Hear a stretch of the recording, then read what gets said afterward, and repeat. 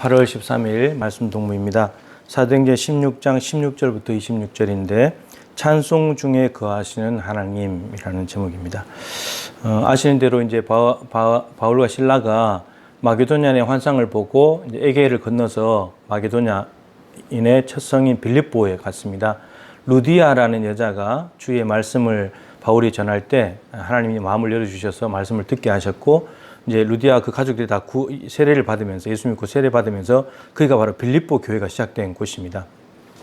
그래서 아시아에서 막으신 하나님께서 유럽의 길을 여시면서 분명히 그 일을 잘 되게 해주셨죠. 그런데 문제는 항상 복음을 전할 때는 반대 세력들이 있지 않습니까? 방해하는 세력들이 있고, 근데 귀신 들린 여종, 어떤 부부에게 종이 하나 있었는데, 여종이 있었는데 귀신이 들어간 모양입니다. 근데 이 귀신이 점을 쳐주면서 사람들에게 이롭게 말해주면서 돈벌이가 되는 겁니다.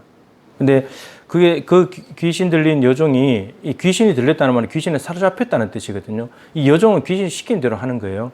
귀신의 의지와 자기 여종의 의지와 상관이 없어요. 귀신이 시킨 대로 하는데, 근데 쫓아내면서 문제는 바울이 복음을 전하는데 자꾸 방해를 하는 겁니다. 방해를 하니까 바울이 어떻게 했습니까? 예수 그리스도 이름으로 귀신을 나오라 그래 버렸죠. 쫓아내버린 겁니다.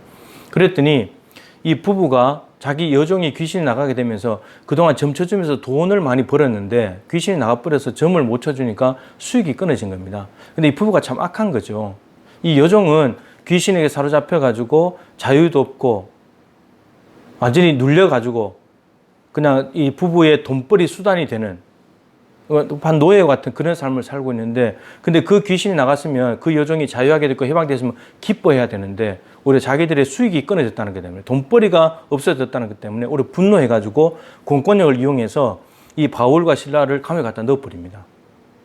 그래서 바울과 실라가 마게도냐의 환상을 보고 아시아에서 막으신 그 길을 유럽을 여셨기 때문에 가셨는데, 루디아라고 하는 좋은 일도 있었지만 가족들이 믿는, 그런데 또 이 귀신 들린 여종을 쫓아낸 것, 귀신 쫓아냈다가 좋은 일을 행한 건데, 그것 때문에 오히려 이 부부는 자기 수익이 떨어졌다는 그런 이야기는 하지 않고 다른 일로 이들이 로마 사람도 알지 못하는 풍속을 전한다고, 이 로마 사람들을 소독케 하는 사람이라고 이렇게 말하면서 오히려 이들을 감옥에 갖다 넣어버렸습니다. 너무나 억울한 일을 당한 거죠. 근데 바울과 실라가 깊은 감옥에, 지하 감옥이었던 거죠. 지하 감옥에, 빌립보 감옥에 갇혀 있습니다. 그리고 발은 착고에 채워져 있습니다. 꼼짝도 못하는 상황이 됐다는 거죠. 근데 아시는 대로 한밤중에 바울과 실라가 무엇을 하냐면 기도하고 하나님을 찬송했답니다.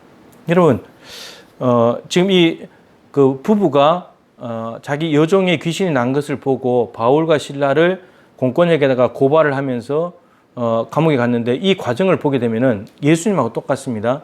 소명할 시간도 없었습니다.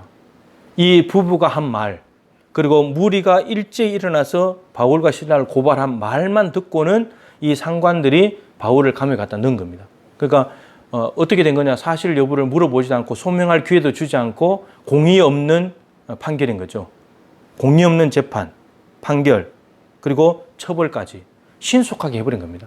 예수님도 불법 재판, 밤에 재판이 이루어지지 않는데 밤에 불법 재판을 통해서 죄인으로 만들어가지고 십자가에 죽여버렸잖아요. 그 사도들이 지금 똑같은 길을 걸어가는 겁니다. 여러분, 이렇게 되면은 아시아에서 전하던 걸 막아가지고 일로 건너오고, 그러면 길을 건너왔으면 잘 되게 해주셔야 되는데, 루디아도 잘 됐으면 뭔가 잘 되게 해주셔야 되는 거잖아요. 그리고 좋은 일을 하다가 귀신 쫓아내준 것 때문에 이렇게 된 거고, 그리고 판결을 받고 처벌을 받아서 감옥에 왔는데 이것도 너무 불법 재판식으로 이루어진 것이고, 얼마나 억울하겠습니까? 얼마나 원망이 많겠습니까? 툴툴 될 수 있잖아요. 그런데 바울과 실라가 뭐 하냐면 감옥에서 기도하고 찬송합니다. 기도가 나왔을까? 찬송이 나왔을까 싶잖아요.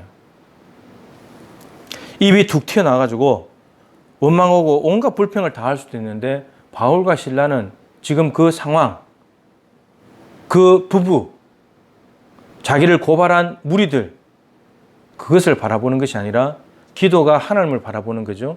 찬송이 하나님을 높여드리는 거죠. 하나님께 시선을 집중하고 있습니다. 이스라엘의 찬송 중에 거하시는 주여, 주는 거룩하십니다. 시편 22편 3절입니다. 하나님은 하나님의 백성들이 찬송할 때 거기에 거하신다고 말씀하십니다. 상황으로 봤을 때 하나님이 없는 것 같아 보입니다. 하나님이 길을 인도해 놓고는 감옥에 갖다 넣었으니까 하나님이 뭔가 잘못된 것 같아 보입니다. 그런데 상황을 봐서는 그런 마음이 들지만 하나님을 바라보면서 하나님께 기도하고 하나님을 찬송했더니 그 감옥 깊은 지하 감옥에서 부르는 그 찬송 가운데 하나님이 오신 겁니다. 사망의 음침한 골짜기에 있는데 하나님이 오신 겁니다. 그래서 어떻게 됐습니까? 차고가 지진이 일어나면서 옥터가 움직이고 문이 다 열리고 모든 사람들이 메인 차고가 다 풀어지게 됐습니다. 바울과 실라가 그거 풀려고 하지 않았습니다. 다른 제자들 사도들이 몰래 들어와서 병사들 다 죽이고 빌립보 감옥을 다 뒤흔들어 놓은 게 아닙니다. 하나님께서 하셨습니다. 무엇 때문에요? 하나님께서 찬송을 들으시고 하신 것이죠. 여러분, 이게 기도와 찬송의 능력입니다. 우리가 기도하고 찬송해야 될 때 우리는 즐거운 일이 있으면 찬송하잖아요. 그죠? 근데 즐거운 일이 아니고 지금 전혀 즐거울 수가 없는데 바울은 그래서 상황을 즐거워하는 것이 아니고요. 하나님을 기뻐하고 즐거워하는 겁니다. 하박국 선지자처럼 무화과 나뭇잎이 마르고 포도나무에 열매가 없고 꿀이 양이 없고 외양간에 소가 없고 아무것도 없다 할지라도 나는 여호와로 말미암아 즐거워하리라. 여호와를 기뻐하는 것이 너희의 힘이니라 느헤미야가 말했습니다. 여러분, 우리가 하나님 존재 자체를 목적으로 삼고 그분을 바라보아야지만 우리에게 소망이 생깁니다. 이 땅의 상황을 쳐다보면 기도 안 나옵니다. 찬송 될 리가 없죠. 바울과 실라는 감옥에 갇혔지만 하나님의 인도하심을 따라 왔기 때문에 하나님을 바라보는 것입니다. 그랬더니 하나님께 대한 찬송이 나왔고 하나님이 하신 위대한 일들을 노래했을 때 하나님 너무나 기뻐서 그 감옥 가운데 역사하셨습니다. 지상뿐만 아니라 지하 감옥까지도 역사하시는 하나님의 능력을 경험하게 된 것이죠. 여러분, 지금 지하 감옥 같은 곳에 있습니까? 사망이 꽉 막혔습니까? 사망의 음침한 골짜기 가운데 있습니까? 한밤중입니까? 여러분, 지금이 기도하고 찬송할 때입니다. 하나님은 지금도 살아계시고 여러분들과 함께 하십니다. 그 하나님을 찬송해 보십시오. 하나님께서 이 모든 상황을 벗어나게 할 수도 있지만 사망의 음침한 골짜기에 찾아와서 모든 두려움을 없애주고 평강 가운데 있게 하실 수도 있습니다. 하나님의 도우시는 손길이 이스라엘의 찬송 중에 거하시는 하나님을 통해서 나타나게 되기를 축복합니다. 하나님 아버지, 바울과 실라는 감옥에 갇혔지만 그것을 해결하는 방법이 하나님께 기도하고 하나님을 찬송하는 것, 하나님께 집중하는 것이었습니다. 우리도 코로나 상황, 무더위 상황, 힘들고 어려운 것들을 쳐다보면 우리의 시선이 자꾸 거기에 머물게 됩니다. 그러다가 매몰됩니다. 우리의 마음이 병듭니다. 육신도 연약해집니다. 근데 바울과 실라는 상황이 아니라, 감옥이 아니라, 한밤중이 아니라 하나님을 바라보았습니다. 그 깜깜한 감옥에서 하나님을 바라보았을 때 하나님께 기도할 수 있었고 하나님을 찬송할 수 있었습니다. 그랬을 때 하나님 그 찬송 소리, 지하 감옥에서 들려오는 찬송 소리를 들으시고 그 감옥 가운데 역사하셔서 감옥을 다 뒤흔들어 놓으셨습니다. 하나님의 살아계심을 똑똑히 보여주셨습니다.